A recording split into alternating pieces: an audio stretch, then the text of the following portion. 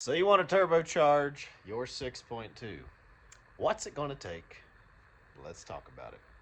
I chose to go with the Banks kit. I had a 6.5 kit and got rid of it because the Banks was just easier. Let's look at the engine bay and see why the 6.5 is a little more difficult than 6.2. This is my Banks kit.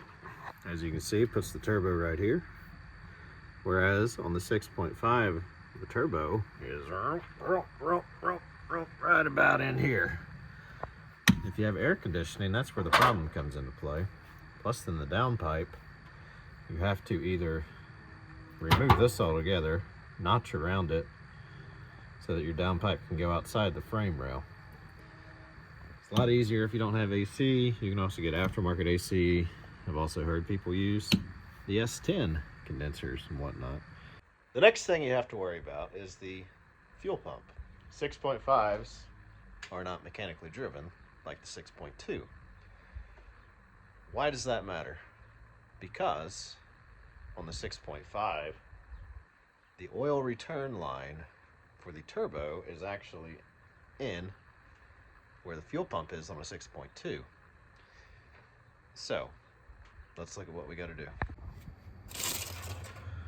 I'll bring up a better picture, but on the Banks system, it's got this tubule that runs down and goes into the mechanical fuel pump right below it.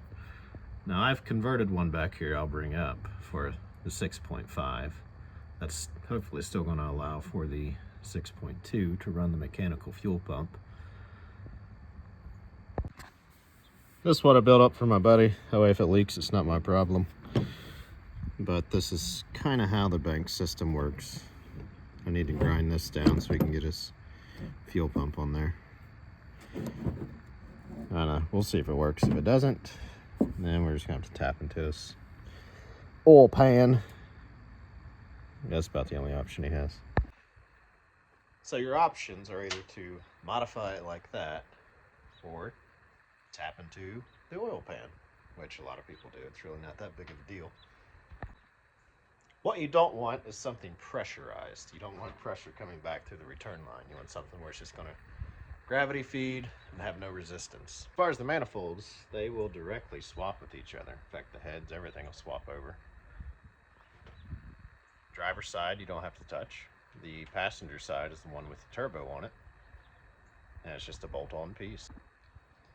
As far as the intake, all you have to do is simply either swap out your intake manifold and use the hat and intake pipe from the turbo, or you can just modify the 6.2, or you can do what I did and find the Banks and all your problems are solved.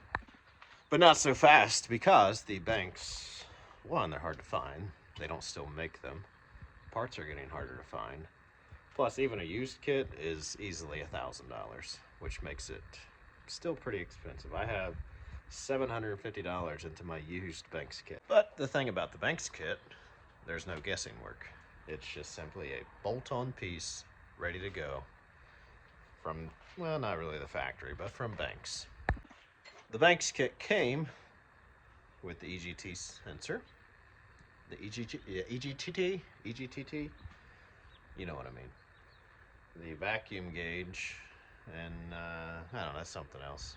None of it's hooked up right now, so who cares? I do think it sounds pretty cool listening to the turbo whoosh, like this. So, have you, or anybody you know, put a turbo on a 6.2 or 6.5? I'm rather a fan of it myself. I love the 6.2s. Best motor ever built. Period.